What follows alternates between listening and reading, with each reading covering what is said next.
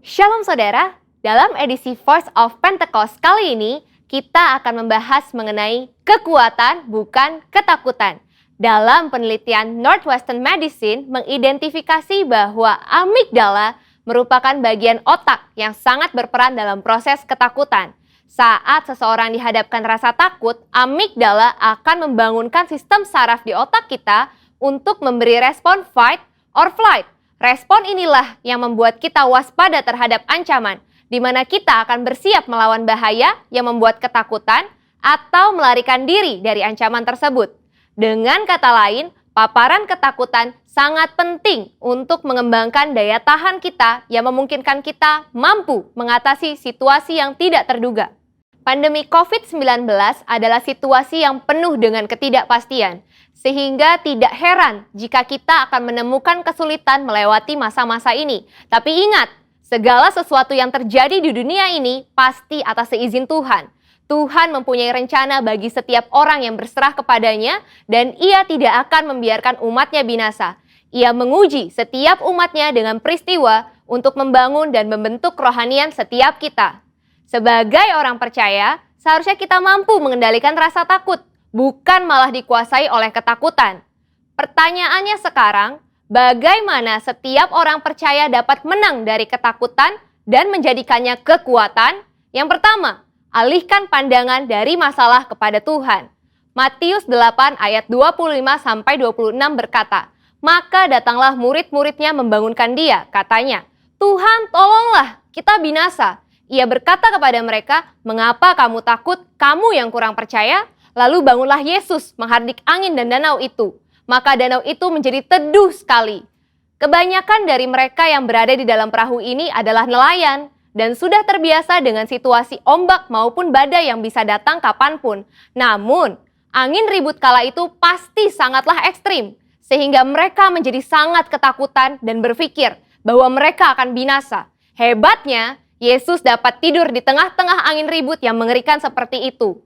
Inilah yang seharusnya terjadi pada kita yang telah menjadi murid Yesus. Meskipun persoalan besar datang menderu, kita bisa tetap tenang dan tidak menjadi panik. Perlu diingat bahwa bukan apa yang masalah bisa perbuat terhadap kita, tapi apa yang Tuhan bisa lakukan atas kita. Tuhan Yesus juga mengalami rasa takut ketika ia berdoa di Taman Getsemani. Namun di dalam ketakutannya, ia tetap memandang kepada Bapa. Demikian juga seharusnya kita. Jika kita melihat ada seseorang yang sepertinya tidak takut apa-apa, mungkin orang itu bukannya tidak takut, tetapi dia sudah berhasil mengalahkan rasa takutnya. Yang kedua, tetap dalam hadirat Tuhan. Dalam Markus 6 ayat 49 sampai dengan 50 menceritakan, suatu malam para murid diguncang rasa takut setelah Yesus mengadakan mukjizat dengan memberi makan kepada lebih dari 5.000 orang. Tuhan meminta para murid berangkat terlebih dahulu ke Betsaida supaya dia dapat berdoa sendirian. Sepanjang malam itu, ketika para murid sedang bersusah payah mendayung melawan angin sakal, tiba-tiba mereka melihat Yesus berjalan di atas air. Para murid menjadi sangat ketakutan dan bahkan mengira Yesus adalah hantu. Saat Yesus mendekat kepada perahu dan murid-muridnya mendengar suaranya, "Tenanglah, aku ini, jangan takut." Maka badai reda dan ketakutan pun diusir. Setelah Yesus naik ke perahu, angin kencang tiba-tiba berhenti dan mereka dapat melanjutkan perjalanan hingga tiba di pantai dengan selamat. Ketika Tuhan hadir dalam hidup setiap orang percaya, maka semua badai hidup yang membuat ketakutan akan diubah menjadi damai sejahtera dan kekuatan. Rasul Paulus menasehati dalam 2 Timotius 1 ayat 7, "Sebab Allah memberikan kepada kita bukan roh ketakutan, melainkan roh yang membangkitkan kekuatan, kasih, dan ketertiban." Dari ayat ini, kita belajar bahwa Roh Kudus memberikan kita damai sejahtera dan mengusir roh ketakutan di dalam setiap orang percaya yang tetap tinggal di dalam hadirat Tuhan. Yang ketiga, melangkah maju bersama Tuhan. Pemazmur menulis, Tuhan menetapkan langkah-langkah orang yang hidupnya berkenan kepadanya. Mazmur tersebut selanjutnya memberikan gambaran indah tentang pemeliharaan Allah yang setia atas siapapun yang mau berjalan bersamanya. Taurat Allahnya ada di dalam hatinya, langkah-langkahnya tidak goyah. Melangkah maju bersama Tuhan menunjukkan bahwa tanpa Tuhan seseorang tidak dapat berbuat apa-apa. Melangkah maju bersama Tuhan mempunyai implikasi bahwa Tuhan terlibat dalam semua aspek kehidupan. Ia yang memegang kendali penuh atas kehidupan kita. Bila kita selalu melibatkan Tuhan dalam keseharian kita, maka kita akan semakin kuat dan apa saja yang kita kerjakan pasti berhasil. Kesadaran akan penyertaan Tuhan akan memberikan rasa aman dan damai sejahtera yang akan menghilangkan segala ketakutan. Sebagai manusia, wajar bila kita mengalami ketakutan, tapi jangan sampai kita dikuasai oleh ketakutan tersebut, sebab kita bisa mengubah ketakutan menjadi kekuatan, yaitu dengan cara fokus kepada Tuhan, bukan kepada masalah, sehingga kita bisa tetap tinggal di dalam hadirat Tuhan dan mampu melangkah maju, karena Tuhan ada beserta kita. Saudara, untuk penjelasan lebih lengkapnya dari tim teologi kami, jangan lupa buka link yang ada di atas atau scan QR Code yang tersedia. Salam integritas, Tuhan Yesus memberkati.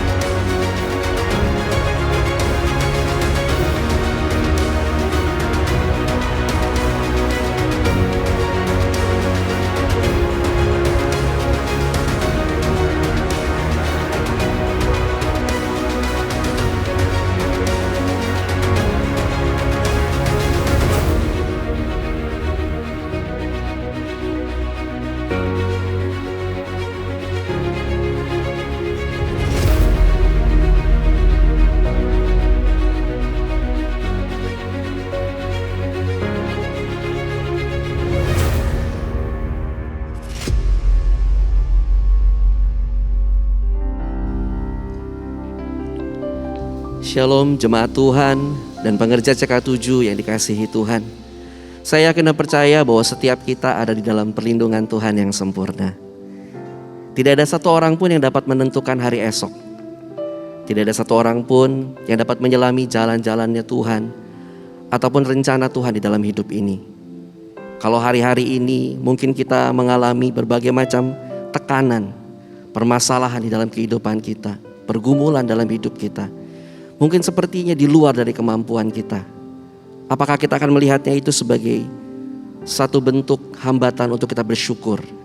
Atau kita melihatnya itu sebagai satu kesempatan untuk kita melihat mujizat Tuhan dan pertolongan Tuhan yang sempurna? Bapak Ibu Saudara, apapun boleh terjadi dalam hidup kita. Tapi satu hal yang tidak boleh hilang dalam hidup kita, yaitu penyertaan Tuhan yang sempurna di dalam hidup ini. Mari Bapak Ibu Saudara, biar hari ini kita menyadari arti kehadiran daripada Tuhan. Karena kehadirannya akan terus memberikan kita kekuatan, penyertaan, dan anugerahnya, serta tuntunannya yang sempurna untuk kita melalui setiap permasalahan dalam hidup kita. Mari sama-sama kita berdoa. Kami akan terus bersyukur dan berterima kasih di dalam hidup kami. Karena kami tahu bahwa Engkau Allah yang luar biasa dalam hidup kami. Biar hari ini kami menyadari Tuhan, arti kehadiran-Mu dalam kehidupan kami. Allah yang terus menyertai setiap langkah kami. Allah yang terus memberikan kekuatan buat kami. Bahkan menggenapi setiap janji-janji-Mu untuk setiap kami. Dan ajar kami untuk setiap hari bersyukur karena Engkau baik selama-lamanya dalam kehidupan kami, Tuhan Yesus.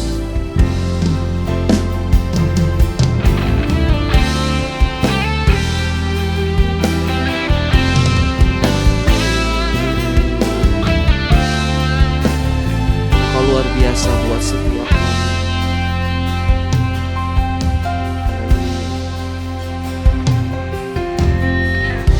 Jalan-Mu tak terselami oleh setiap hati kami. Namun satu hal ku percaya, ada rencana yang indah, tiada terduga kasih-Mu. Heran dan besar bagiku arti kehadiran-Mu selalu nyata di dalam hidupku. Penyertaan-Mu sempurna, rancangan-Mu penuh damai, aman dan sejahtera walau di tengah badai. Ingin ku selalu bersama, rasakan keindahan arti kehadiran-Mu, Tuhan. Biar kami terus mengerti arti kehadiran-Mu dalam hidup kami, Tuhan Yesus. Haleluya. Mari katakan bersama-sama. Jalan-Mu tak terselami oleh setiap hati kami.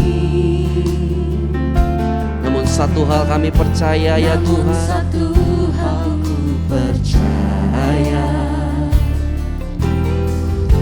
ada rencana yang indah, tiada terduga kasih-Mu. Sungguh heran dan besar bagi setiap kami, ya Tuhan. Arti kehadiran-Mu, selalu, yes Lord, nyata di dalam hidupku. Penyertaan-Mu sempurna, rancangan-Mu penuh damai, aman dan sejahtera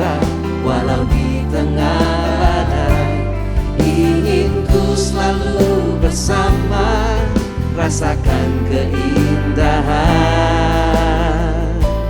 arti kehadiran-Mu Tuhan.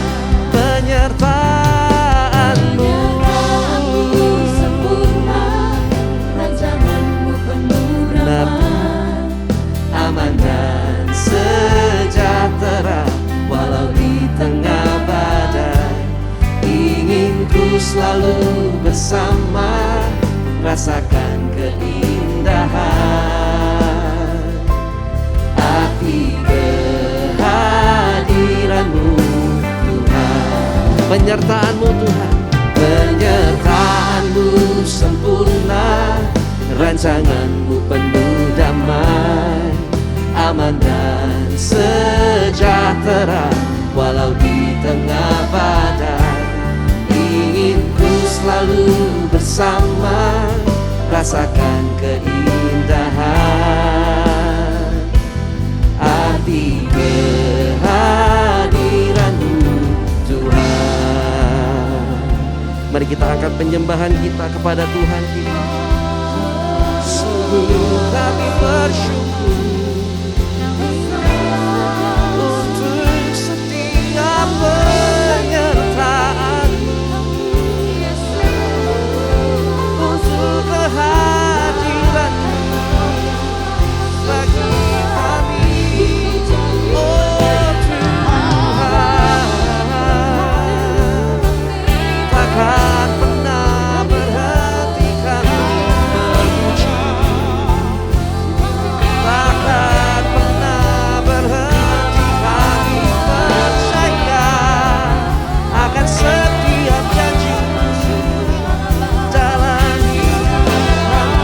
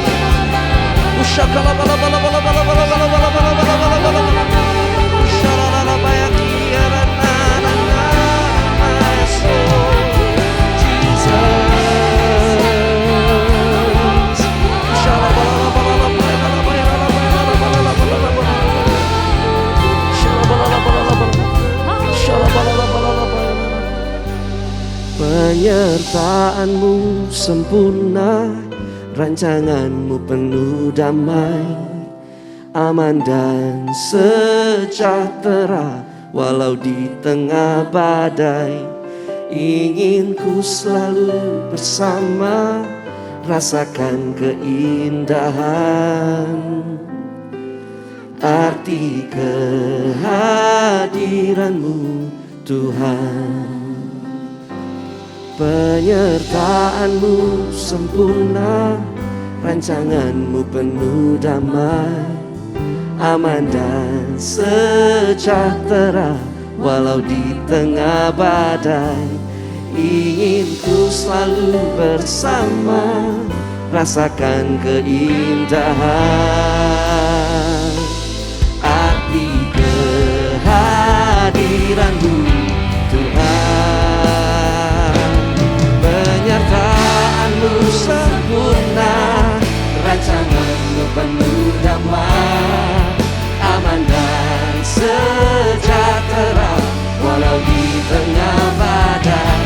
Ingin ku selalu bersama, rasakan keindahan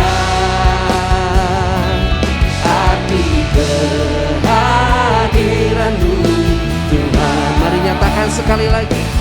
Penyertaan-Mu sempurna, rancangan-Mu penuh damai, aman dan sejahtera walau di tengah badai. Ingin ku selalu bersama, rasakan keindahan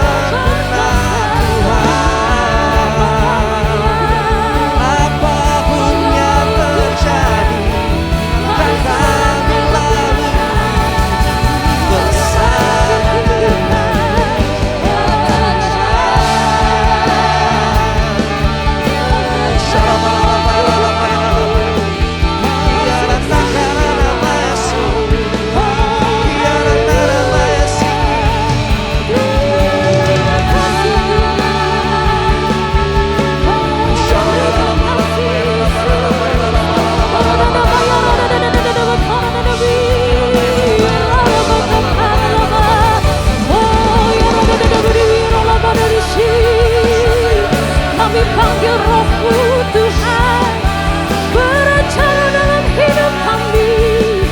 Oh ya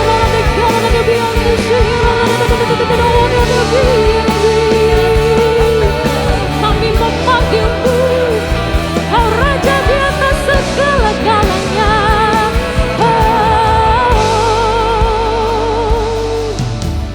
Praise the Father, praise the Son, praise the Spirit, three in one. God of glory, majesty, praise forever to the King. Sing praise, praise the Father, praise the Son, praise the Spirit, three in one. God of glory, majesty, praise forever to the King of kings. Oh, sing praise, praise the Father, praise the Son, praise the Spirit, three in one.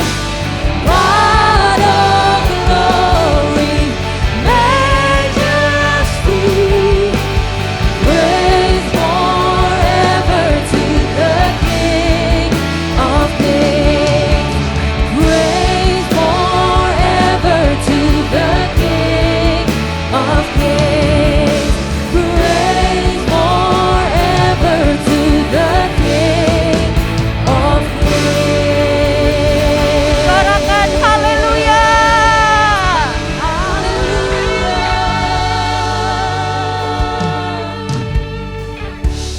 Mari jemaat Tuhan yang sedang beribadah melalui live streaming, kita sepakat bersama-sama memperkatakan Mazmur 91 dan 2 Tawarik 7 ayat 13 sampai 14.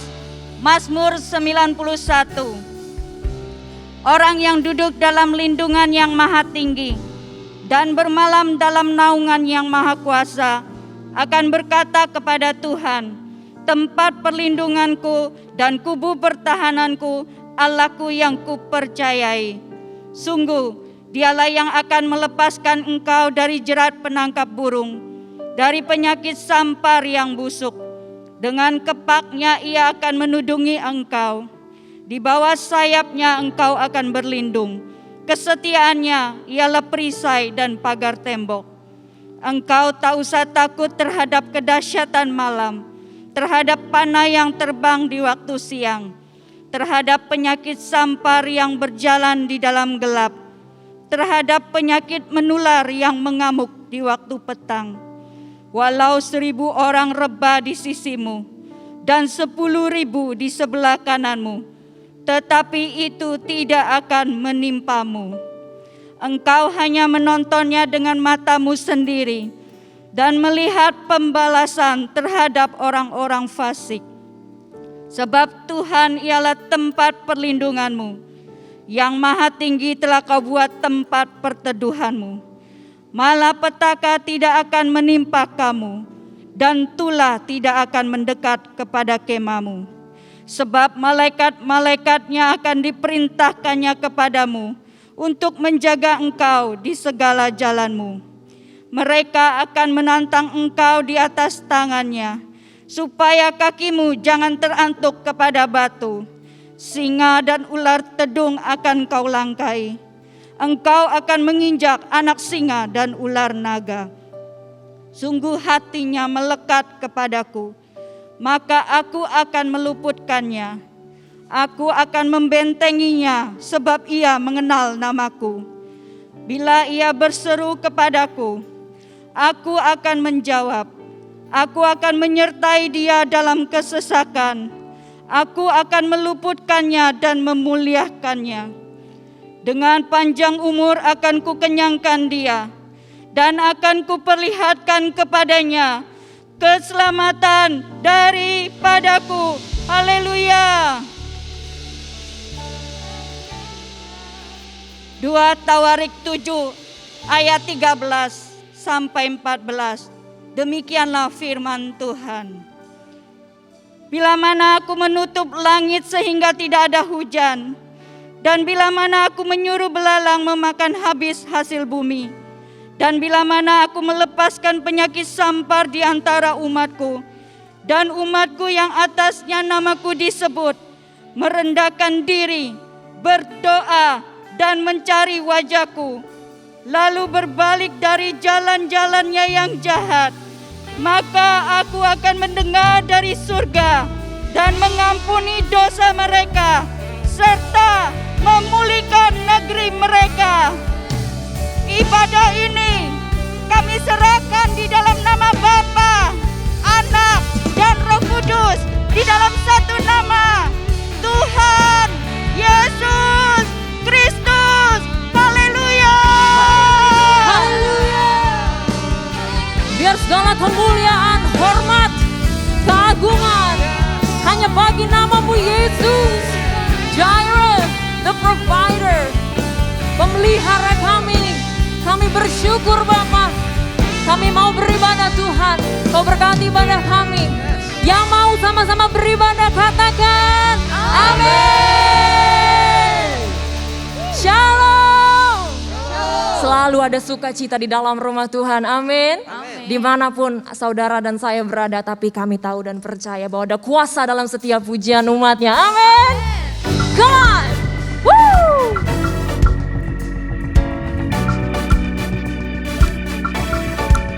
Mari sama-sama kita naikkan pujian ini dengan penuh syukur.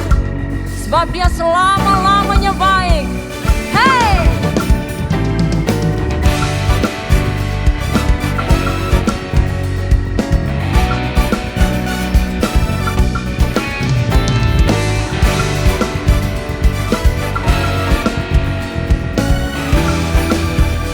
Mari sama-sama katakan. Masuk gerbangnya bersyukur dengan penuh pujian, bersuka di hadiratnya, nyanyi besarkan agung namanya, puji dia tiup sangkakala, musik dan tarian, semua makhluk di bumi di surga dengan segenap hati naikkan pujian, sebab Tuhan baik, sebab Tuhan baik, sebab Tuhan baik, anugerahnya kekal selamanya, sebab Tuhan baik, sebab Tuhan baik, sebab Tuhan baik, anugerahnya kekal selamanya. Yang bersuka cita sama-sama kita katakan, sorakan haleluya.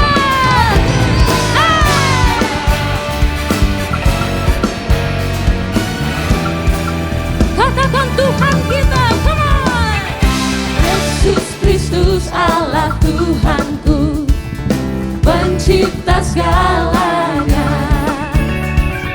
datang sujud di hadapannya, angkat tanganmu, naikkan pujian, puji dia tiuplah sangkakala, musik dan tarian, semua makhluk di bumi di surga dengan segenap hati naikkan pujian, sebab Tuhan baik, sebab Tuhan baik, sebab Tuhan baik,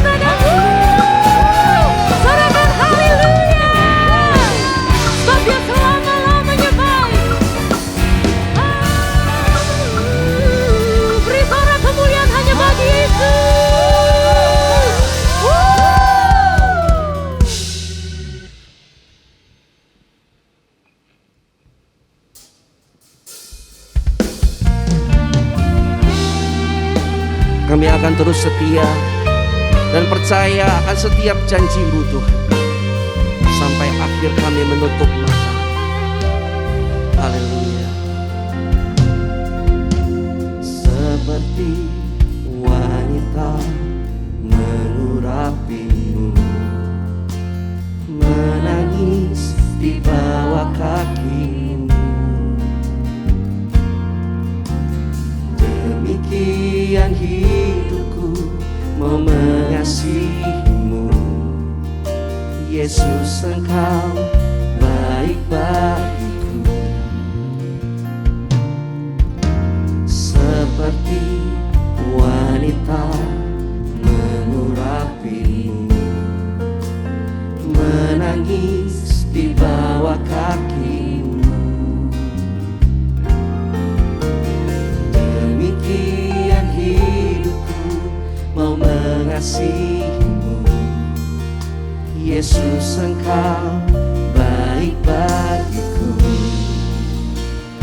Sampai akhir ku menutup mata, ku tetap setia menanti janji-Mu,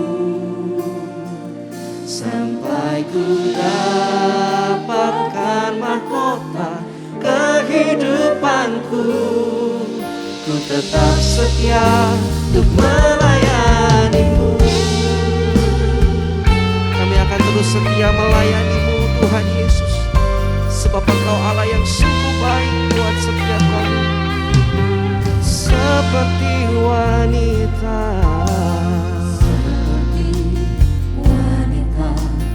mengurapi-Mu, menangis di bawah kaki-Mu. Ini hidup kami ya Tuhan. Kami mau terus mengasihi-Mu. Yesus, Engkau baik bagiku. Mari sekali lagi dari bait yang pertama. Seperti wanita mengurapi-Mu, menangis di bawah kaki-Mu, demikian hidupku mau mengasihi-Mu. Yesus, Engkau baik bagiku. Sampai akhir ku menutup mata, ku tetap setia menanti janji-Mu, sampai ku dapatkan mahkota kehidupanku. Ku tetap setia untuk melayani-Mu, sampai akhir ku menutup mata, ku tetap setia menanti janji-Mu, sampai ku dapatkan mahkota kehidupanku. Ku tetap setia untuk melayani-Mu, sampai akhir ku menutup mata. Kami mau tetap setia ya Tuhan, menanti janji-Mu, sampai ku dapatkan mahkota kehidupanku. Ku tetap setia untuk melayani-Mu.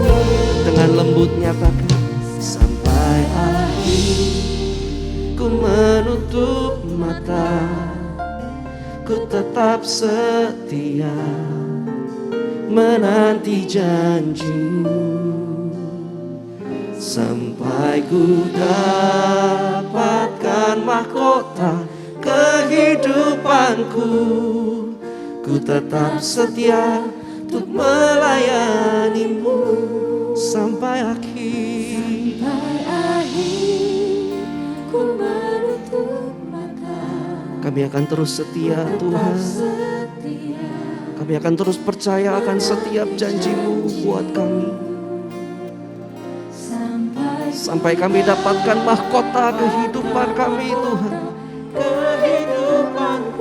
Kami akan terus setia melayani-Mu Tuhan Yesus. Mari sama-sama sambil angkat tangan kita dan katakan, sampai akhir, sampai akhir ku menutup mata. Kami akan terus setia menanti janji-Mu sampai ku dapatkan mahkota kehidupanku. Ku tetap setia untuk melayani-Mu. Ku tetap setia untuk melayani-Mu. Ku tetap setia untuk melayani-Mu.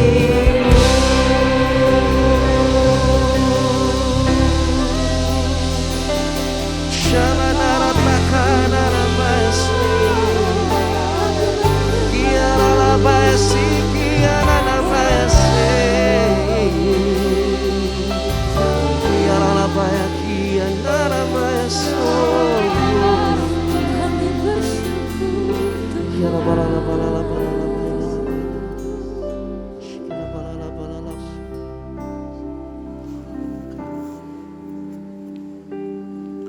Ya, saudara-saudara yang saya kasihi, jemaat CK7, tentunya saya sangat bersyukur untuk kesempatan saya dapat menyampaikan kebenaran firman Tuhan.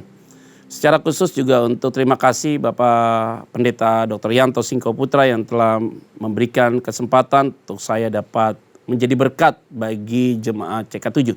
Nah, sebelum kita memulai kebenaran firman Tuhan ini, mari saya mengajak kita tenangkan hatimu dan dimanapun engkau berada, untuk sungguh-sungguh kita siapkan hati kita mengikuti ibadah ini sehingga saudara sungguh juga mengalami lawatan Tuhan dan hadirat Tuhan dimanapun saudara berada. Mari kita bersatu dalam doa.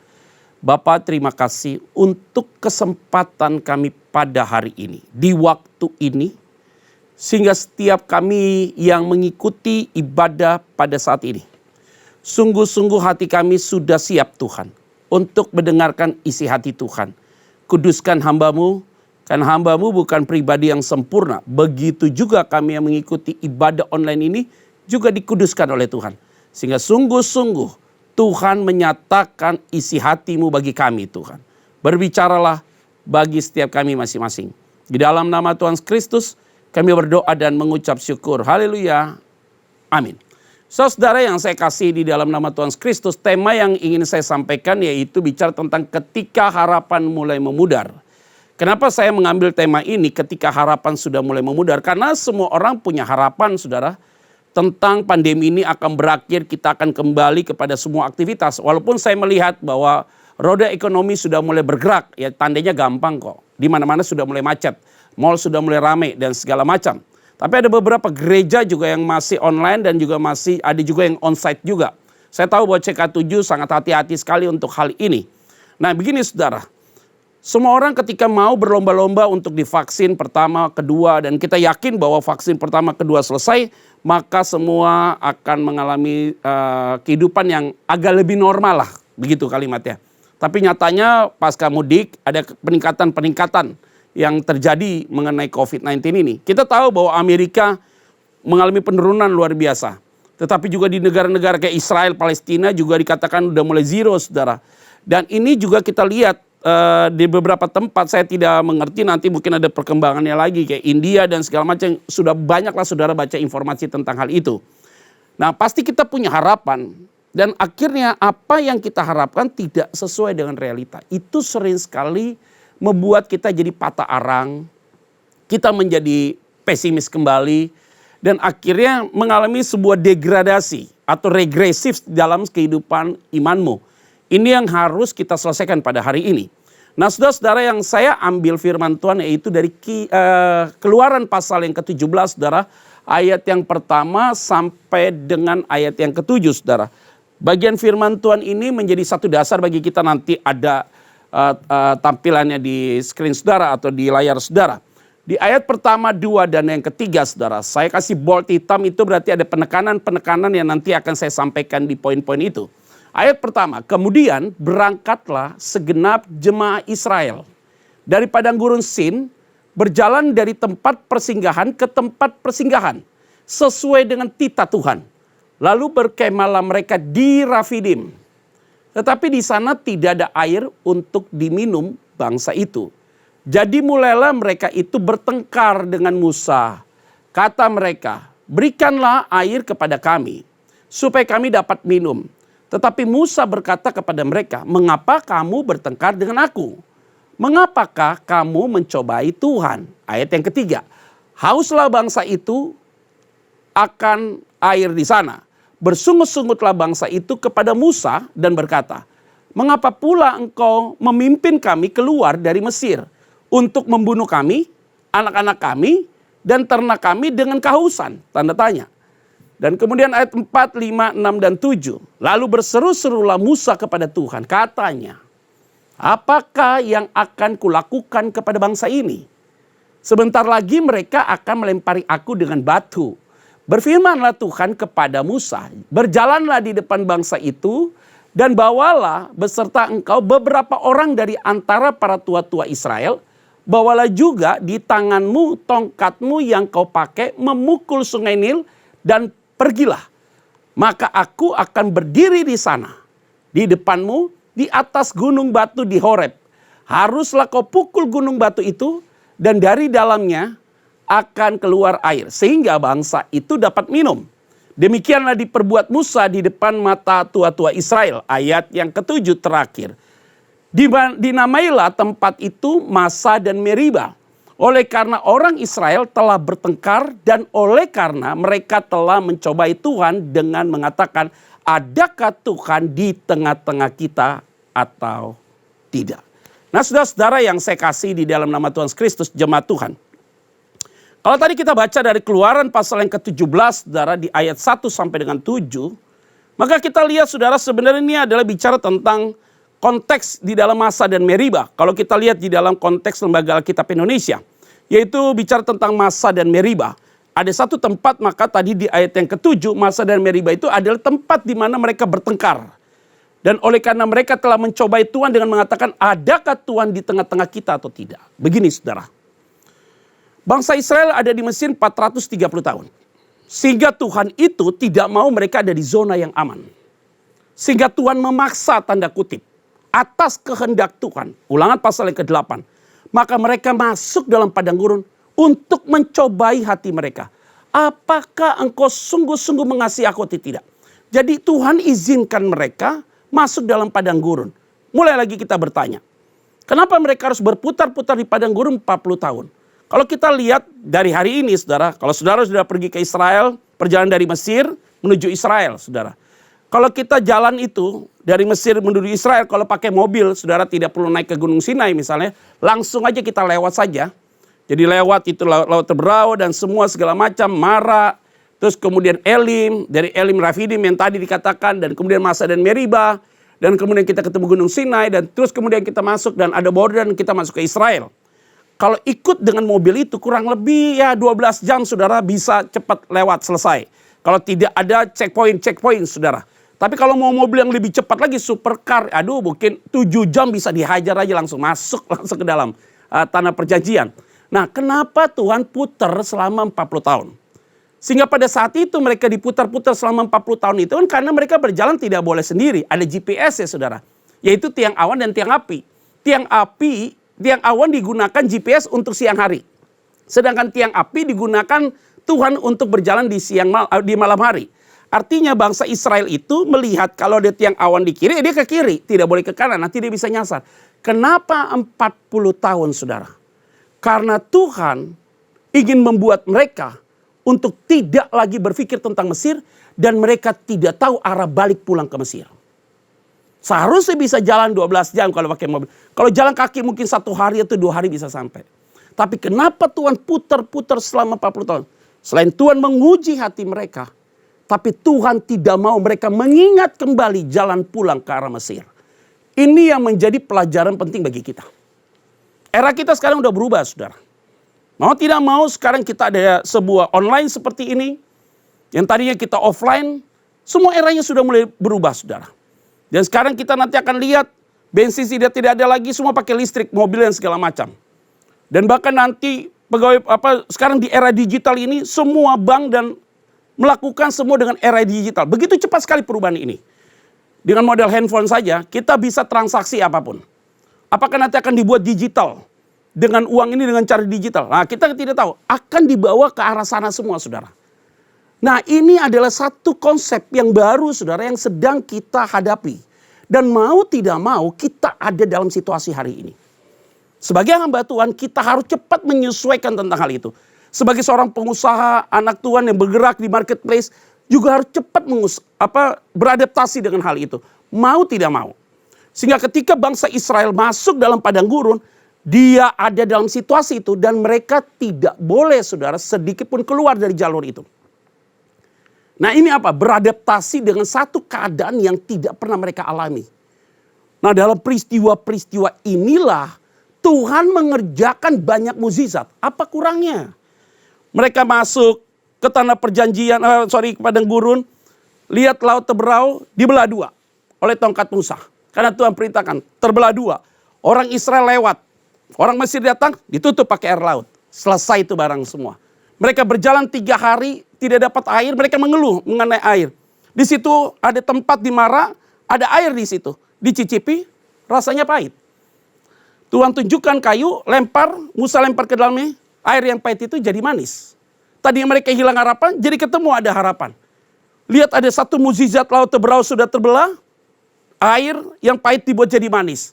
Mereka berjalan sampai di Elim, ada 12 mata air, ada 70 pohon korma.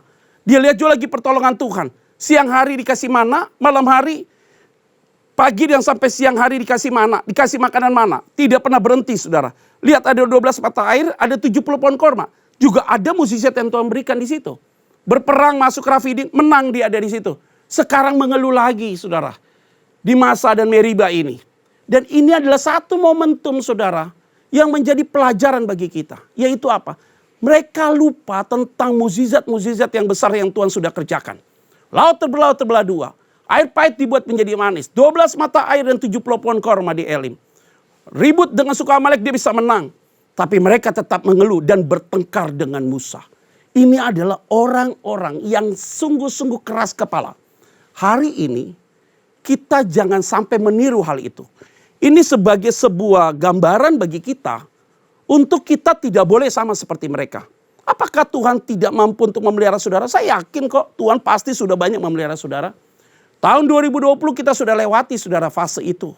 Dan saudara di tahun 2021 dan ini sudah masuk 1 semester, yaitu di bulan Juni. Tidak terasa kita akan tutup tahun lagi. Waktu begitu cepat sekali, saudara. Kita kalau lupa tentang apa yang sudah Tuhan buat, ini akan jadi masalah. Sehingga harapan kita sudah mulai memudar. Harapan kita sudah mulai sirna, saudara. Ingat baik-baik. Tuhan tahu nggak pandemi ini akan selesai? Tahu. Kapan waktunya? Dia pasti tahu. Tapi dia tidak beritahu saudara. Dan dia tidak beritahu saya. Kalau dia tidak beritahu saudara. Dan dia tidak beritahu saya. Jadi apa yang harus kita lakukan? Konsisten dan taat. Itu saja udah selesai. Ya kalau konsisten dan taat. Ikuti aturan mainnya Tuhan. Nanti waktunya selesai, engkau akan lihat cara Tuhan bekerja begitu luar biasa buat saudara. Sehingga engkau tidak menjadi picik pikiranmu. Dan engkau tidak tinggalkan Tuhan. Dan engkau tidak menyaksikan kuasa Tuhan. Ingat baik-baik, dia tahu kapan akan selesai ini barang. Tapi dia tidak beritahu saudara dan saya. Nah, kalau kita diberitahu, sebentar ya, Agustus akan berhenti nih semua pandemi. Saya yakin kita akan target sampai Agustus. Tapi tidak ada yang tahu. Begitulah kedatangan Tuhan. Tidak diberitahu. Dia bisa datang kapanpun. Begitulah dengan kematian. Tidak diberitahu.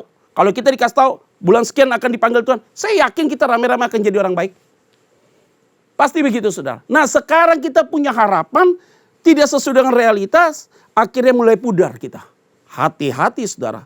Peristiwa ini sungguh sangat memberatkan di dalam kehidupan pribadi dan rohanimu. Nah, ada beberapa hal penting, saudara, yang saya ingin sampaikan bagi saudara. Yaitu dalam poin-poin ini. Masalah yang bisa menghambat itu apa sih? Jadi yang buat menghambat hidup kita, hari-hari ini, yaitu yang pertama adalah pribadi kita nih. Ini harus beres dulu nih pribadi ini. Jadi kalau kita bicara tentang pribadi, kita cek dalam diri kita. Kenapa sih saudara dalam kondisi gini bilang, aduh Pak, beda Pak kalau onsite dan online Pak. Kalau onsite saya rasakan hadirat Tuhan. Kalau online saya nggak rasakan hadirat. Enggak, ini masalah sikap hati kok. Ingat ya baik-baik ya, saya mau ingatkan bagi kita. Waktu sebelum masa pandemi, orang yang datang ke gereja juga banyak yang main kok. Suruh memuji Tuhan gak ada yang memuji Tuhan. Suruh menyembah Tuhan gak ada yang menyembah. Waktu dengar firman Tuhan pada tidur lagi kamu. Iya kan? Pada tidur. Kamu rasakan hadirat. Aduh Pak khotbahnya begitu gak rasa. Loh gak bisa gitu. Karena hadirat Tuhan itu Tuhan hadir dimanapun. Dia tidak bisa dibatasi oleh ruang dan waktu saudara. Jadi kalau online hatimu siap, engkau rasakan hadirat Tuhan. Maka onsite kalau hatimu gak siap pun juga tidak merasakan hadirat Tuhan. Tuhan hadir dimanapun. Dia hadir di rumahmu. Dia hadir di kendaraanmu, dia hadir dalam setiap kehidupan saudara. Sehingga engkau tidak bisa membatasi kehadiran Tuhan. Nah makanya ingat pribadi ini harus beres dulu nih. Motivasi kita harus beres. Saya khotbah nih seperti ini. Lihat kamera. Dan ini bisa jadi berkat buat saudara sekalian. Dan saya rasakan hadirat Tuhan. Kenapa saya rasakan hadirat Tuhan? Saya mau berangkat, saya berdoa. Mau mulai kita berdoa. Sama-sama kita berdoa, kenapa? Ini masalah hati beres dulu gitu loh. Kalau nih hati beres, kita lakukannya jadi oke. Jadi masalah yang menghambat adalah sehingga engkau mengalami pengharapanmu pudar, pribadimu harus beres dulu. Jadi jangan salahkan orang, jangan salahkan kondisi, situasi apapun. Jangan. Oh ini gak enak. Saya berani taruh. Apakah kalau onsite saudara itu bisa datang dan saudara rasakan hadirnya? Ya belum tentu juga. Ini masalah sikap hati kita. Maka saudara-saudara yang saya kasih di dalam nama Tuhan Kristus, ingat baik-baik, hubungan kita dengan Tuhan itu adalah final. Tidak bisa diganggu-gugat. Nah waktu kita hubungan dengan Tuhan itu final, maka harus ada pemberesan. Pasti. Kalau kita salah minta ampun. Kalau kita buat pelanggaran kita minta ampun. Saya dan saudara bukan orang yang sempurna. Kita perlu duduk di bawah kaki Yesus untuk minta ampun pada Tuhan. Supaya ini pribadi kita jadi clear saudara. Tidak menjadi penghambat untuk kita bisa mengalami peningkatan secara progresif. Harus ingat baik-baik. Pribadi ini harus beres. Yang kedua, ini dia nih. Media. Gunakan media sosial. Apa yang kita gunakan itu harus dengan penuh hikmat. Ini kita sering sekali kita lebih pintar dari Satgas, saudara. Kenapa saya bilang lebih pintar dari Satgas? Dapat informasi apapun masuk ke handphonemu, tidak dicerna, tidak dianalisa, di broadcast kemana-mana semua. Jadi orang itu membangun sebuah fobia, saudara. Rasa takut dan akhirnya menjadi paranoid. Itu bahaya sekali. Terintimidasi saudara. Sehingga ketika saudara terinfeksi COVID. Saudara sudah banyak informasi. Tentang kalau orang kena COVID akan begini. Dan akhirnya saudara kena. Waduh itu makin berat sekali beban itu. Ingat baik-baik. Media penting. Media sosial juga penting. Tapi gunakan dengan tepat. Jangan sampai media itu menjadi racun dalam hidupmu. Dan iblis bisa pakai cara itu untuk menghambat engkau. Nah pada saat itu tidak ada media. Ketika bangsa Israel sedang ada di dalam padang gurun dalam keadaan kekalutan tidak ada media. Tapi ingat saudara ada tongkat yang diberikan oleh Musa. Nah tongkat ini itu menarik sekali. Maka Tuhan memang merintahkan tongkat itu untuk pukul batu itu keluar air. Benar, tapi peristiwa di Mara Tuhan tidak pakai tongkat itu untuk pukul air itu menjadi manis. Tidak, Tuhan bilang ambil kayu. Dan akhirnya Musa lempar kayu itu dan akhirnya air yang pahit itu jadi manis. Tuhan tidak mau kita fokus dengan sebuah media. Satu media. Karena Tuhan tidak mau kita monoton. Tuhan butuh kita kreativitas. Inovasi. Untuk berbuat sesuatu. Hari ini jangan membuat segala sesuatu menjadi ribet. Maka saya bilang media ini saudara harus waspada. Digunakan dengan baik. Disampaikan dengan baik. Jangan hal-hal yang tidak penting. Wah sekarang lagi tren Pak. TikTok ya. Main-main TikTok sekarang. Waduh TikTok, ada TikTok rohani. Dulu TikTok dipakai untuk pornografi saudara. Gaya-gaya seksual. Tapi semua orang sekarang pakai TikTok saudara. Instagram lah, TikTok lah segala macam. Mereka ingin masuk dalam era milenial saudara. Atau saya bilang generasi micin. Sekarang orang banyak generasi micin saudara. Nah maka media ini digunakan saudara. Nah ketika media ini digunakan dengan tepat. Untuk menjadi influencer saudara. Untuk memberikan dukungan, dorongan kepada banyak orang. Bagus sekali. Lihat mediamu kalau disampaikan dengan hal-hal rohani, orang terberkati dan segala macam. Dan mereka akan sharekan kepada orang lain. Nah hati-hati, media bisa jadi racun atau bisa jadi berkat. Yang ketiga adalah lingkungan di sekitarmu. Ini yang menjadi bagian yang harus saudara perhatikan baik-baik. Kita bergaul dengan siapa akan membentuk karakter kita seperti apa. Maka filosofi orang Tionghoa selalu bilang kalau kamu bergaul sama orang yang ada di dalam lingkungan itu dan dia pakai minyak wangi apa, minyak wangi itu akan nempel dengan kamu. Maka saya bilang kalau engkau bergaul sama orang yang tidak baik, maka makin lama engkau jadi kelihatan juga tidak baik. Padahal kamu anggap biasa karena kamu ada dalam satu perahu yang sama. Itu bahaya sekali. Lihat bangsa Israel, orang-orang rakyat itu ratusan ribu orang bertengkar sama Musa. Loh, kamu mau buat saya mati sama anak-anak saya? Semua ini akan mati. Bertengkar mereka sama Musa. Musa lapor sama Tuhan. Kan tadi dibilang apa? Saya nggak mau Tuhan sampai mereka ini lempar batu ke saya. Sampai begitu mereka tuh serang Musa dengan begitu. Karena lingkungannya itu sudah lingkungan yang bersungut-sungut saudara. Nggak tahu berterima kasih. Udah lihat laut terbelah dua. Udah lihat air pahit dibuat jadi manis. Ada 12 mata air. Tetap aja terus bersungut-sungut. Kenapa? Lingkungannya udah selalu orangnya tidak pernah positif. Negatif semua. Bersungut-sungut semua. Akhirnya Musa sendirian. Dia merasa bahwa dia tuh orang yang lonely pasti. Sebagai seorang leader yang memimpin bangsa itu. Dia diserang begitu banyak. Tapi dia tetap tenang. Kenapa? Karena dia tahu Tuhan yang mengutus dia untuk menjadi seorang pemimpin. Tuhan yang mengutus dia untuk berjalan di depan. Itu hebat sekali. Walaupun Tuhan kasih tongkat itu sebagai omnipresent. Penyertaan Tuhan bagi dia. Tapi Musa tidak terkontaminasi dengan lingkungannya. Dia bisa saja saudara. Dia teriak dan dia akhirnya lempar tongkat itu. Dan dia tinggalkan Tuhan. Bisa saja itu terjadi. Tapi Musa tidak lakukan hal itu. Hari ini, sebagai seorang pemimpin kita, sebagai siapapun kita, di perusahaan kah, di pelayanan dan apapun. Hari ini kita tetap punya prinsip yang teguh. Ketika kita punya prinsip yang teguh sebagai kepala keluarga, saya yakin kita tidak mungkin goyah. Apapun juga kita tidak mungkin goyah. Anak-anak saya udah masuk 2 tahun ya kita semua ya media online. Benar kan? Pakai online. Sekolahnya pakai online. Bayangin dari SD masuk SMP sebentar lagi kelas 2. Kelas 1 mau kelas 2. Udah masuk sekolah baru kan. Sampai hari ini tidak tahu wujud sekolahnya seperti apa. Kelasnya seperti apa. Dia bilang, papi aku gak tahu. Ya udah gak apa-apa. Yang penting kamu sekolah sini lebih aman begitu. Nah, saya bilang bagi kita semua. Kalau kita punya lingkungan yang positif semua akan jadi positif kok. Maka ingat bergaul dengan siapa itu penting. Ingat pergaulan buruk akan merusak kelakuanmu yang baik. Itu adalah firman Tuhan yang katakan demikian. Nah saudara lihat poin berikutnya adalah. Kenapa kita susah untuk bangkit saudara? Sering sekali kita harus memahami ini dengan kacamata yang luas sekali saudara. Tidak boleh dilihat sepenggal-sepenggal. Tetapi kita harus membentuk seperti puzzle gitu. Dan kemudian kita akan ketemu dengan satu titik saudara. Jadi saya lihat ada beberapa faktor. Akhirnya kenapa kita susah bangkit. Kenapa kita tidak punya pengharapan yang besar. Memang Alkitab katakan pengharapanmu tidak mungkin kecewakan. Karena kita mengharapkan bukan kepada manusia. Kita harap kepada Tuhan. Kalau saya mengharap kepada manusia. Selesai punya ini hidup. Tapi dalam kehidupan pelayanan saya mengharap pada Tuhan. Kalau mengharap sama Tuhan engkau tidak mungkin dikecewakan. Ada pemeliharaan Tuhan. Dia Yehovah Jireh. Dia Tuhan yang mampu menyediakan segala sesuatunya. Masa sih Tuhan tinggalkan kita? Dia yang memilih kita sih. Masa dia tidak bertanggung jawab dengan pilihannya? Saya yakin dia akan bertanggung jawab dengan pilihannya. Saudara jangan tidak perlu takut. Yang pertama adalah, yaitu apa? Kenapa kita susah untuk bangkit? Ketakutan tanpa alasan. Itu lihat bangsa Israel, ketakutan dia. Udah lihat mukjizat tetap takut deh. Kenapa tidak ada air? Kamu bikin aku susah, bikin aku mati di padang gurun. Ketakutan tanpa alasan. Aneh ini. Orang lain kena masalah, jangan dianggap kamu juga seperti itu. Tidak boleh begitu. Orang yang takut tanpa alasan saudara, ini yang paling bahaya, dihantui saudara. Nah maka tadi saya bilang itu masalah pribadi. Pemberesan latar belakang itu penting saudara.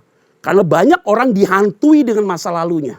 Terus dihantui oleh masa lalu. Sehingga dia susah untuk bangkit. Ketika dia mau maju ke depan, alah kamu belum berubah lah. Jadi akhirnya benar-benar mengalami sebuah tekanan luar biasa sekali. Akhirnya dia terhimpit ada dalam satu ruangan, di pojok ruangan, lampu gelap, dia diam di situ, duduk di situ, merana di situ. Akhirnya dia mati karena ketakutan. Hati-hati loh saudara. Banyak orang yang mengalami depresi saudara, karena terlalu takut dengan COVID ini. Saya mau sampaikan, COVID is real, ya. Tapi COVID tidak mungkin menguasai saudara. Kita hidup kalau terlalu worry, bahaya juga saudara. Makanya saya bilang begini, kamu berani ke restoran makan, tidak social distancing, buka masker, ngobrol sama orang itu bisa 2 jam. You datang ke gereja takut. Saya mau sampaikan bagi kita semua. Tidak mungkin kita lakukan sesuatu itu tanpa sebuah protap yang tepat. Hati-hati saudara, takutnya berlebihan, imunnya bisa makin turun. Nah ini dia, saya yakin gembala saudara Pak Dokter lebih paham tentang hal ini. Kalau orang itu kalau harus takut, khawatir berlebihan pasti imunnya turun. Nah makanya orang itu kalau seandainya dalam keadaan kegalauan, intimidasi kuat, udah apapun penyakit bisa masuk. Yang kedua adalah curiga yang terlalu berlebihan. Wah ini bahaya nih. Ya kalau udah curiga yang berlebihan bahaya. Curiga terus dia sama Musa. Ini curiga, ini curiga. Kamu mau buat aku mati. Curiga terus dia sama Musa. Apapun Musa buat apapun tetap dicurigai. Artinya begini. Waspada saudara. Kalau kita curiga terus tentang hal itu rusak. Kita berbuat nggak salah aja dicurigai. Apalagi kita nggak berbuat. Kita nggak berbuat aja dicurigai. Apalagi kita berbuat gitu loh maksud saya. Ingat ya baik-baik ya. Anakmu pernah salah. Dia udah bertobat. Tapi ketika dia keluar, kamu curiga terus sama dia. Suamimu tidak ada masalah. Dia keluar, kamu curigain. Dia pergi kemana, dicurigain. Ini orang tidak berkreatif akhirnya dalam pekerjaan. Kamu juga curiga sama istrimu. Pergi ke salon, kamu curiga. Pergi ke mall, kamu curiga. Semuanya curiga. Orang yang terlalu banyak curiga, you pasti ada masalah. Serius. Masalah apa? Dirimu. Karena kenapa? Kecurigaan itu adalah bentuk dari orang yang sungguh-sungguh belum mengalami kebaikan Tuhan. Jadi apa-apa curiga, apa-apa curiga, apa-apa curiga. Waduh capek sekali saudara. Ngadepin orang yang selalu curiga dengan keadaan. Wah ini bagaimana nih? Udah ada sesuatu yang positif, waduh bagaimana ya? Lihat saudara, ngeri sekali. Kita punya harapan, semua akan berubah. Tetap harus positif dong. Kendati situasi itu susah untuk kita positif. Tapi kita tidak boleh curiga dengan kondisi itu. Karena kenapa? Ini situasi yang sangat sulit sekali saudara. Saya bilang, anak-anak bilang, Pak ini naik lu Pak. Istri saya bilang naik, ya udah gue gak tahu apa-apa. Kita hanya berjalan aja hari ini. Mungkin ikuti protap ya. Saya sudah divaksin sekali 2 kali, ya oke. Tapi saya harus ikutin semuanya. Pakai masker, sanitizer semua ada. Masker di mobil sih banyak. Pasti. Pokoknya di tangan sampai kering nih karena sering disemprot nih. Saya pikir saya ada masalah kulit lagi. Masuk ke restoran semprot semua. Apa-apa food grab, semua gitu. Mau tidak mau, udah terbiasa. Kalau kita keluar dari mobil, nggak pakai masker. Kayaknya dosa besar banget hidup ini. Harus kita pakai masker. Nah ini adalah sesuatu yang penting harus kita kerjakan. Nanti kalau pemerintah katakan kita sudah bebas, tidak pakai masker, ikutin aja aturan main. Karena pemerintah itu adalah wakil Tuhan. Roma pasal yang ke-13. Maka ini adalah penting. Kalau engkau curiga yang terlalu berlebihan jadi masalah. Yang ketiga adalah yang membuat kita susah untuk bangkit. Tujuan hidup kita tidak jelas. Saudara. Jadi apapun semua tidak jelas. Mau ngapain gak bisa. Nunggu-nunggu, corona akan berhenti nih bulan depan. Tapi tidak membuat sesuatu dalam hidupmu. Nothing to do, diam aja tapi tidak doing something. Untuk apa? Kita diam sebagai hamba Tuhan, diam aja. Tunggu diundang. Gak bisa, harus berbuat sesuatu. Mau tidak mau, orang kalau udah tahu tujuannya jelas, pasti dia akan lakukan sesuatu. Apapun dia akan buat. Kreativitasnya dia, minta hikmat dari Tuhan, inovasi. Sebagai orang bisnismen juga begitu. Berhenti jualan retail, susah nih gak dapat. Online dikuatin. Mau tidak mau begitu. Sekarang kita harus berbuat sesuatu. Ada aja pekerjaan yang harus kita buat. Tapi tentunya minta hikmat daripada Tuhan. Kalau orang punya tujuan hidupnya jelas, pasti dia punya ambisi untuk mengerjakan itu dengan baik. Ambisi boleh loh saudara, ambisius ya gak boleh. Jadi minta hikmat dari Tuhan saudara dalam kondisi hari-hari ini. Tujuan hidupnya harus jelas. Kalau dia tidak jelas, kacau ini semua. Maka dia susah untuk bangkit. Yang berikutnya yang keempat adalah selalu membandingkan diri dengan orang lain. Itu repot sekali saudara. Dia berhasil ya, aku mau seperti dia. Tunggu dulu. Karena orang itu punya kapasitas yang Tuhan berikan. Kita punya kapasitas yang kita bandingkan diri kita dengan orang itu. Itu berarti kita sedang mengecilkan karya Tuhan buat hidup kita. Karena ketika saya bandingkan berkat saya buat sama dia, itu berarti saya lagi mempersempit cara Tuhan untuk memberkati saya. Dia punya 10 ribu ya. Saya hanya lihat ke dia. Padahal Tuhan mau kasih saya 30 rupiah. Kita yang mempersempit saudara. Kapasitas itu sendiri. Makanya stop untuk membandingkan orang lain. Tapi kalau orang itu hanya sebagai sebuah referensi. Tapi tidak boleh menjadi satu poin untuk saudara membandingkan dirimu. Tidak boleh. Karena engkau harus lihat kepada Tuhan. Karena dia yang akan memberikan engkau segala sesuatu. di luar dari apa yang kau pikirkan. 1 Korintus 2 ayat yang ke-9. Karena apa yang tidak pernah kau lihat, apa yang tidak pernah kau dengar, yang tidak pernah timbul dalam hidupmu, semua itu akan disediakan oleh Tuhan. Nah saudara-saudara yang saya kasihi di dalam nama Tuhan Kristus, ini bagian yang harus kita mengerti bersama. Dan yang berikutnya saudara, rohani kita akan mengalami regresif menurun saudara. Karena kenapa? Ketakutan tanpa alasan, curiga yang berlebih, tujuan hidup tidak jelas, membandingkan diri kita dengan orang lain. Wah dia seperti ini, dia udah punya anak, saya belum punya anak. Wah dia usahanya lagi bagus di masa pandemi, saya jualan saya nggak bagus, dia jualan garmennya naik, saya tidak. Waduh terus capek itu. Jadi akhirnya kita buang energi hanya untuk membahas hal-hal yang tidak penting. Akhirnya apa? Rohani kita regresif, turun. Nah kalau udah turun habis dah. Hati-hati, kalau turun jadi depresi, itu berarti saudara nggak rohani. Yang paling bahaya kamu bunuh diri. Ingat ya, Yudas menyesal tapi dia bunuh diri, dia binasa. Petrus menyesal tapi dia bertobat, dia dipakai oleh Tuhan. Maka terjadi hari Pentakosta, khotbah Petrus itu adalah khotbah yang menggelegar. Lewat sebuah anointing, urapan daripada Tuhan. Sehingga ribuan orang bertobat. Karena rohani dia tidak regresif tapi progresif. Nah saudara-saudara, poin berikutnya adalah harapan hadir kembali saudara. Bagaimana cara harapan itu hadir kembali? Tadi saya bilang ada faktor-faktor yang membuat kita tidak bangkit. Yang kita lihat tadi ada beberapa contoh yang sudah saya jelaskan panjang lebar. Dan bagaimana caranya harapan supaya hadir kembali. Yang tadinya mulai sirna sekarang mulai kembali. Yang pertama adalah percaya sepenuhnya kepada Tuhan. Hari ini kita hanya menggantungkan hidup kita pada Tuhan. Bagaimana caranya? Bangun hubungan intim dengan Tuhan. Tidak ada yang lain. Hubungan intimu dengan Tuhan itu tidak perlu di publik. Tidak perlu. Hubungan intimu dengan Tuhan ada di ruang yang tersembunyi. Yang sangat privacy kamu dengan Tuhan. Di saat itulah engkau sungguh-sungguh datang pada Tuhan. Menangis di hadapan Tuhan. Minta tolong sama Tuhan. Minta ampun sama Tuhan. Tersungkur di bawah kaki salib Tuhan. Kenapa? Saat itulah engkau mempercayakan dirimu sepenuhnya pada Tuhan. Percaya sih sama Tuhan. Tapi tidak mempercayakan dirinya pada Tuhan. Itu yang paling bahaya. Maka saya bilang selalu kasih contoh gini. Kalau satu orang dikasih modal 100 juta. Tapi orang yang kasih modal itu tiap hari tanya, duit gue dipakai buat apa aja? Kamu buat pakai apa? Itu berarti dia tidak mempercayakan sepenuhnya. Kalau dia kasih, biarkan aja. Biar dia yang bekerja. Itu namanya mempercayakan dirinya sepenuhnya. Tuhan memberikan kita talenta, Tuhan memberikan segala sesuatu. Tapi dia pun juga mempercayakan sepenuhnya kepada kita. Itu yang paling penting. Jadi percaya sepenuhnya pada Tuhan artinya kita mempercayakan diri kita pada Tuhan sepenuhnya. Lihat baik-baik ya. Itu berarti kalau kita mempercayakan diri kita sepenuhnya pada Tuhan, jangan sekali-kali engkau percaya kepada yang lain. Karena engkau menduakan Tuhan. Dan Tuhan paling tidak suka kalau dia diduakan. Kalau percaya sama dia, udah percaya sama dia. Jadi benar-benar kita fokus sama dia. Yang kedua, jangan kompromi. Itu aja. Jangan kompromi itu tegas ke orang lain tapi tidak tegas kepada diri sendiri. Saya belajar untuk tegas kepada diri saya. Mana bagian-bagian yang tidak boleh saya lakukan. Ketika engkau tegas kepada diri kita, maka kepada orang lain tanpa engkau tegas sama dia, tapi engkau bisa melihat hidup, mereka bisa lihat hidupmu, mereka akan meniru dalam konteks menjadi contoh teladan bagi mereka. Artinya tidak kompromi. Nah, tidak kompromi itu bukan bicara like and dislike loh saudara.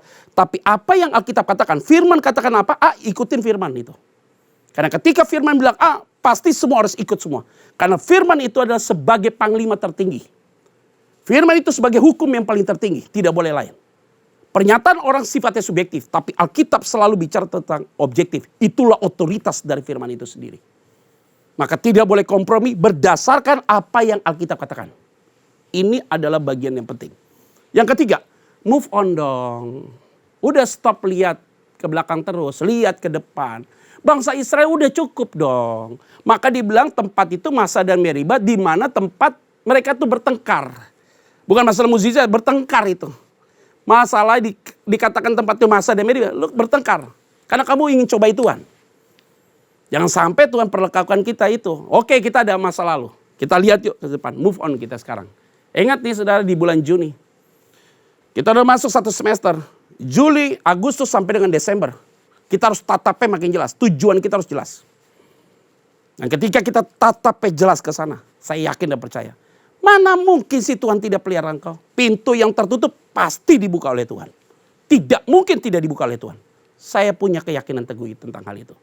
Kita tidak perlu bermain kata apapun. Pokoknya lihat ke depan, fokus pada Tuhan.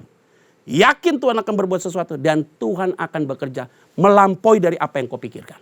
Nah, saudara-saudara yang saya kasih di dalam nama Tuhan Kristus, hari ini tidak ada satu orang pun yang tidak pernah melewati masa lalu.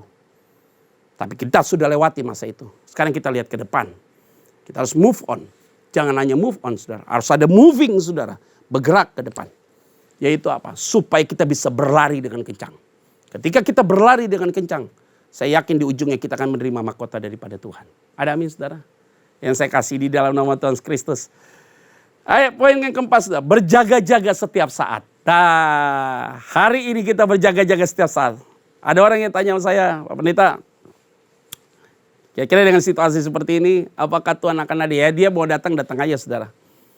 Dia mau datang. Kapanpun dia mau datang. Sekarang kita hanya untuk berjaga-jaga.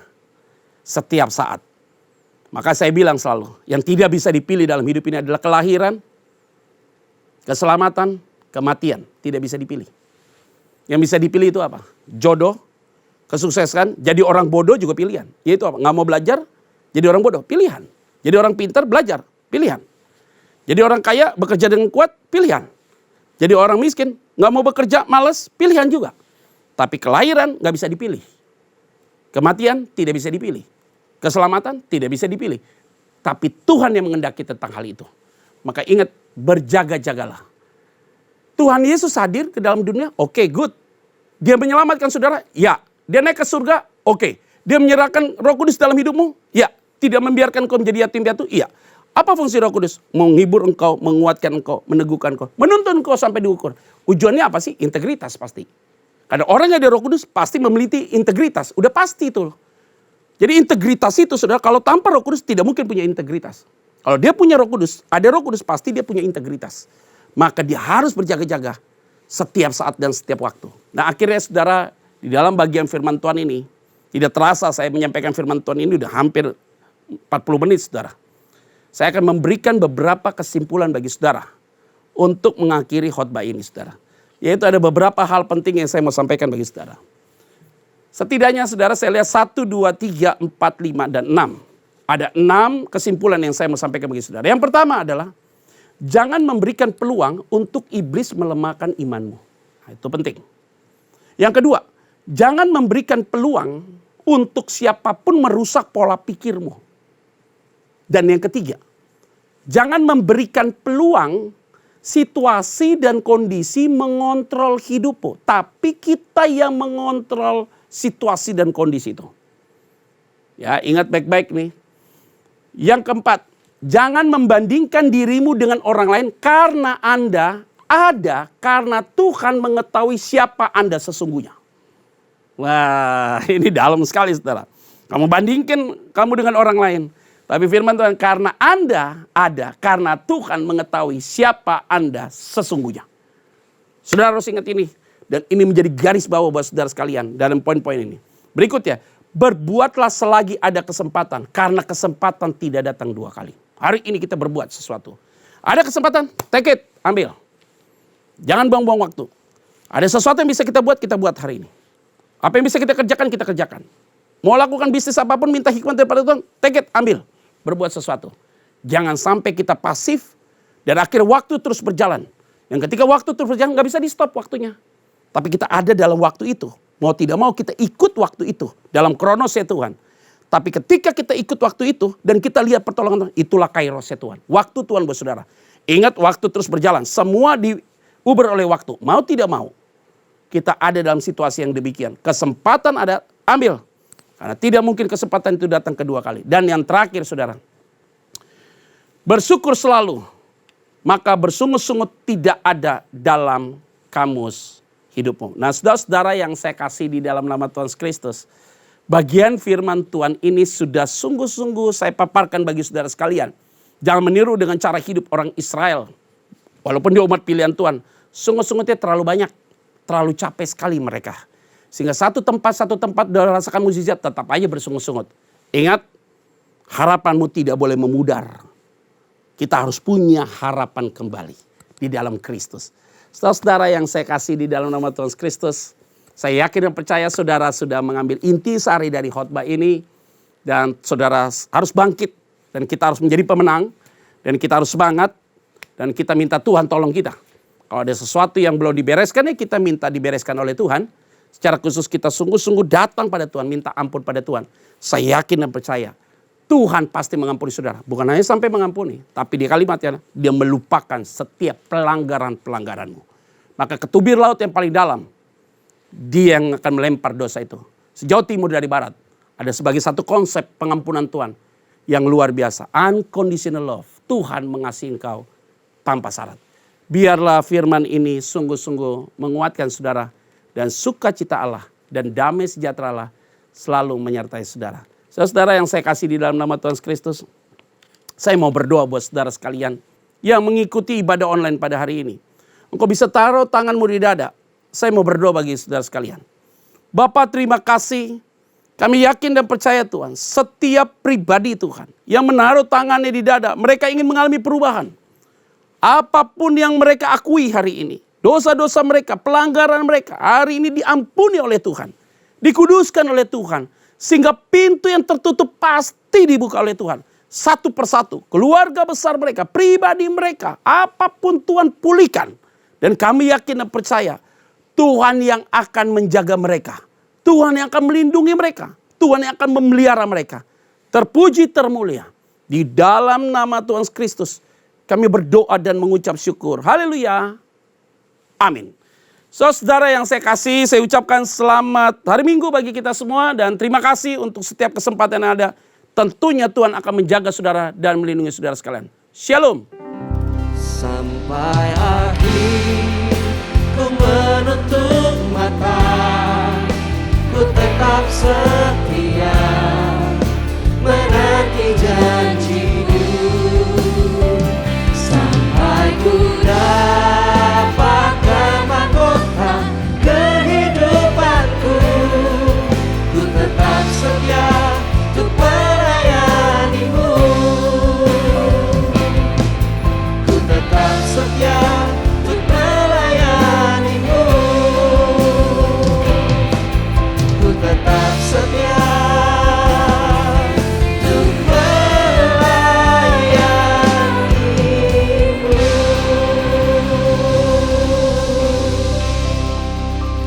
Bapak, kami mengucap syukur untuk hari ini. Tuhan, terima kasih untuk setiap firman-Mu yang kami sudah dengar. Tuhan, biarkan Tuhan itu menjadi kekuatan dan penghiburan buat setiap kami Tuhan. Untuk kami terus berjalan, melangkah melalui setiap permasalahan dalam kehidupan kami. Melalui kehidupan kami dengan baik. Terima kasih Bapa, Engkau Allah yang luar biasa. Di dalam nama Tuhan Yesus yang bersuka cita dan menerima berkat daripada Tuhan, sama-sama katakan amin. Puji nama Tuhan. Kita akan menyaksikan news untuk 1 minggu ke depan.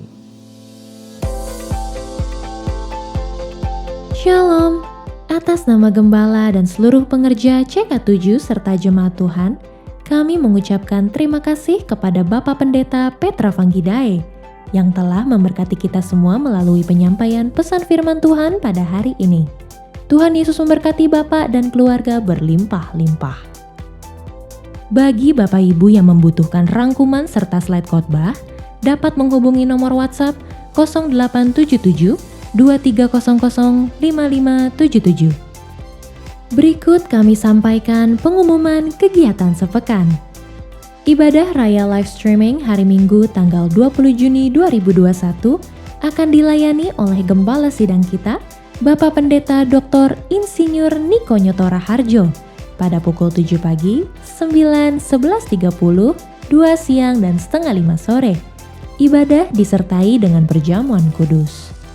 Ibadah tersebut akan disertai dengan ibadah secara online mulai pukul 7 pagi untuk ibadah Mandarin Service, ibadah dewasa muda atau Young Adult, Youth and Junior Bahasa Indonesia, ibadah anak Bahasa Inggris dan Bahasa Indonesia, serta ibadah anak berkebutuhan khusus di channel YouTube yang sama GBI PRJ CK7.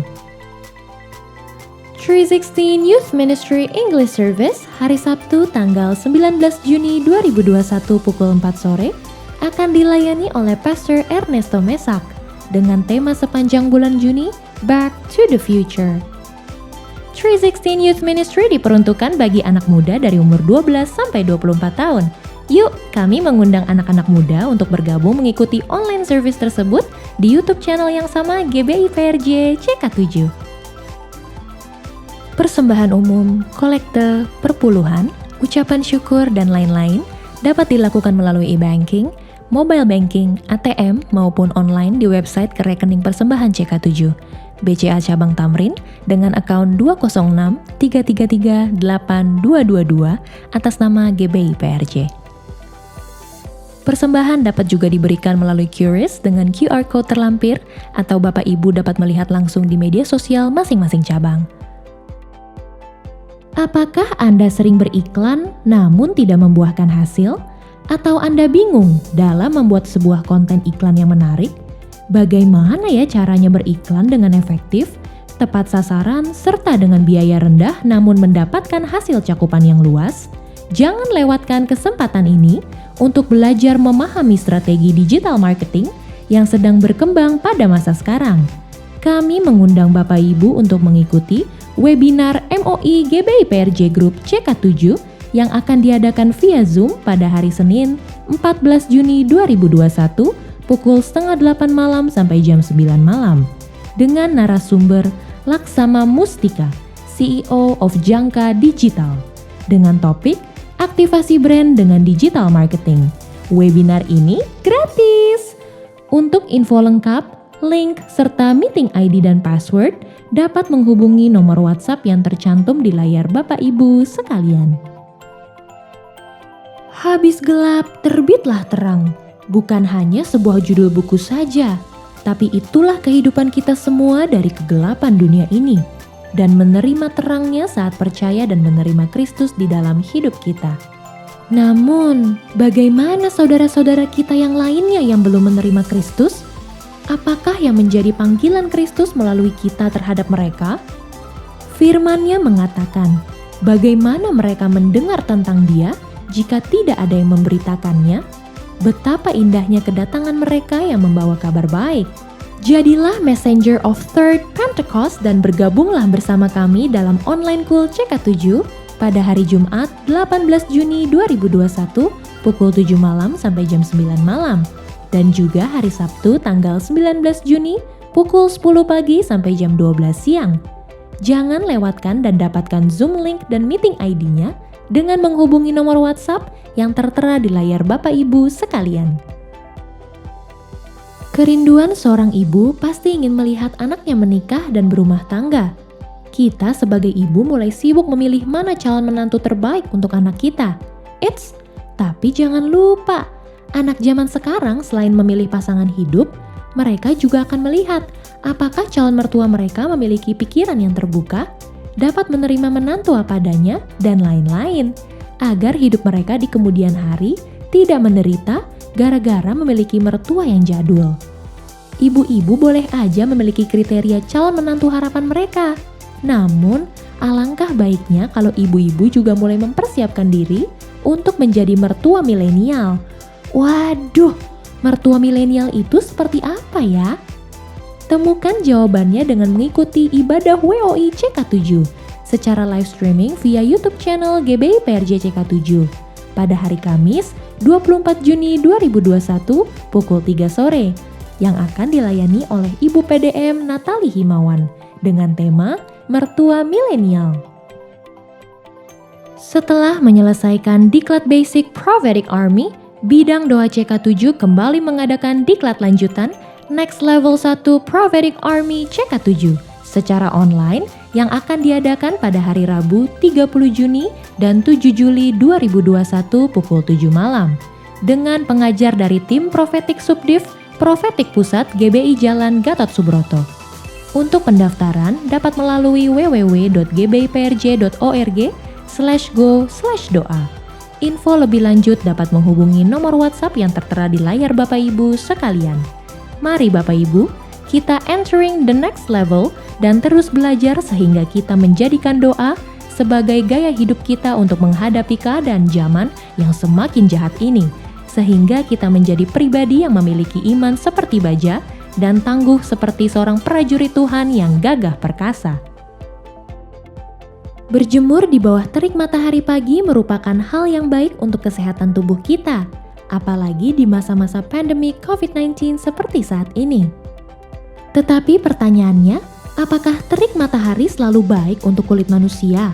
Apakah tidak ada efek samping dari terik matahari tersebut? Apakah kanker kulit merupakan salah satu dari pengaruh tersebut? Apakah yang merupakan tanda-tanda bagi seseorang yang terkena penyakit kanker kulit? Bagaimana merawat kulit dengan baik dan benar? Semua dari kita tentu berharap dapat hidup sehat dengan tetap memegang teguh iman kita, serta bersandar penuh kepada Kristus dengan memiliki penampilan yang menarik pastinya. Kami mengundang Bapak Ibu sekalian untuk dapat mengikuti acara Cancer Ministry yang akan diadakan pada hari Sabtu tanggal 26 Juni 2021 pukul 10.30 atau setengah 11 siang via YouTube live streaming di channel GBI-PRJ CK7. Dan tema kita kali ini adalah The Sun Can Be Sneaky dengan narasumber Dr. Yeyen Yovita Mulyana SPKK bersama Ibu Evangelis Gina Darmawan. Mari Bapak Ibu sekalian, dapatkan jawaban atas semua pertanyaan-pertanyaan serta harapan-harapan kita dengan mengikuti acara tersebut. Kami mengundang Bapak Ibu yang membutuhkan dukungan doa secara spesifik untuk dapat mengikuti rumah doa yang diadakan setiap hari Sabtu pukul 10 pagi sampai dengan 12 siang melalui aplikasi Zoom, kecuali hari Sabtu minggu pertama. Untuk info dukungan doa yang diminta, link, ID, serta password Zoom dapat menghubungi WhatsApp yang tertera di layar Bapak Ibu sekalian. Sekian pengumuman pada hari ini. Terima kasih atas perhatian Bapak Ibu sekalian. Tuhan Yesus memberkati kita semua. Mari jemaat Tuhan, sebelum kita doa syafaat, kita akan bersama-sama memperkatakan arti Pentakosta ketiga. Karena kita percaya, maka akan terjadi dalam kehidupan kita. Firman Tuhan di 2 Korintus 4 ayat 13. Namun karena kami memiliki roh iman yang sama, seperti ada tertulis, aku percaya, sebab itu aku berkata-kata. Maka kami juga percaya, dan sebab itu kami juga berkata-kata. Pentakosta ketiga adalah 1. Pentakosta ketiga adalah pencurahan Roh Kudus yang dahsyat di zaman ini, melebihi yang terjadi di Azusa Street. 2. Pentakosta ketiga akan mengakibatkan penuaian jiwa yang terbesar dan yang terakhir sebelum Tuhan Yesus datang kembali. 3. Pentakosta ketiga akan membangkitkan generasi Yeremia, yaitu anak-anak muda yang dipenuhi Roh Kudus, cinta mati-matian kepada Tuhan Yesus, tidak kompromi terhadap dosa, dan akan bergerak untuk memenangkan jiwa. 4. Pentakosta ketiga lahir di Indonesia dan bergerak ke bangsa-bangsa. Gerakan ini dari timur ke barat dan akan kembali ke Yerusalem. 5. Pentakosta ketiga akan memberikan kuasa untuk menyelesaikan amanat agung, dan setelah itu Tuhan Yesus datang kembali. Mari jemaat Tuhan, kita berdoa syafaat. Kita berdoa buat Indonesia. Bapa, dikuduskanlah namamu, datanglah kerajaanmu atas Indonesia. Bapa, ampunilah kami, ampunilah bangsa kami Indonesia ya Tuhan. Kiranya Engkau memulihkan negeri kami dari segala penyakit sampar, virus corona dan malapetaka. Dan setiap orang yang berseru kepada Tuhan akan diselamatkan. Kami berdoa untuk Bapak Presiden dan Wakil Presiden, Bapak Jokowi dan Bapak Maruf Amin, diberi hikmat untuk mengambil setiap keputusan atas bangsa Indonesia sesuai dengan kehendak Tuhan. Kami juga berdoa untuk tim medis yang bertugas menangani wabah COVID-19. Kiranya mereka mendapatkan vaksin yang terbaik dan perlindungan darah anak domba yang kudus menutup bungkus mereka dan keluarga. Tuhan memberikan kesehatan yang prima. Kami juga berdoa buat hamba-Mu yang telah menyampaikan kebenaran firman Tuhan dalam ibadah hari ini. Tuhan Yesus berkati berlimpah-limpah. Kami juga mau berdoa buat gembala sidang kami Pak Niko.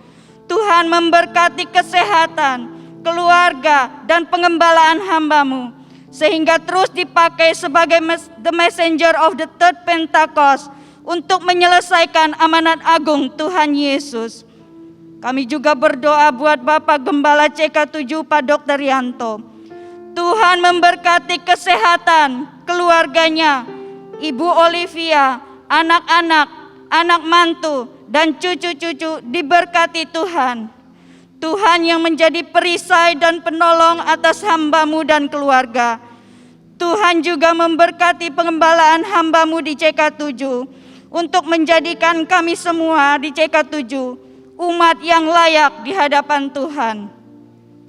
Kami berdoa untuk GBI, Church of God, Ora Robert University, dan WIA dipakai Tuhan untuk memenangkan jiwa-jiwa. Kami berdoa terjadi bangkitnya generasi Yeremia di CK7. Tuhan pakai dengan dahsyat. Kami berdoa untuk setiap jemaat Tuhan yang beribadah serta membawa persembahan kepada Tuhan, baik itu persembahan persepuluhan, diakonia, dan persembahan khusus lainnya pada hari ini. Tuhan Yesus berkati berlimpah-limpah. Hari ini kami juga berdoa buat umat-Mu yang sakit. Tuhan sudah sembuhkan. Yang berbeban berat, Tuhan berikan kelegaan. Dan yang membutuhkan jawaban, Tuhan telah berikan. Setiap umat Tuhan diluputkan dari sakit penyakit, bencana alam, dan krisis ekonomi global di dalam nama Tuhan Yesus Kristus. Pemulihan demi pemulihan terjadi. Mujizat Tuhan masih ada. Mari jemaat Tuhan, kita mengangkat tangan untuk menerima berkat Tuhan melalui hamba-Nya, Bapak Gembala CK7. Terimalah berkat yang berlimpah-limpah dari Allah Bapa. Kasih karunia di dalam anaknya yang tunggal, Yesus Kristus. Persekutuan yang manis dengan Roh Kudus menyertai kita mulai saat ini sampai Tuhan Yesus datang untuk kedua kalinya, menjemput kita di awan-awan yang permai, bahkan untuk selama-lamanya. Semua yang percaya katakan amin. Tuhan memberkati dan melindungi Anda yang mau bayar harga dari serangan pandemik COVID-19. God bless you all.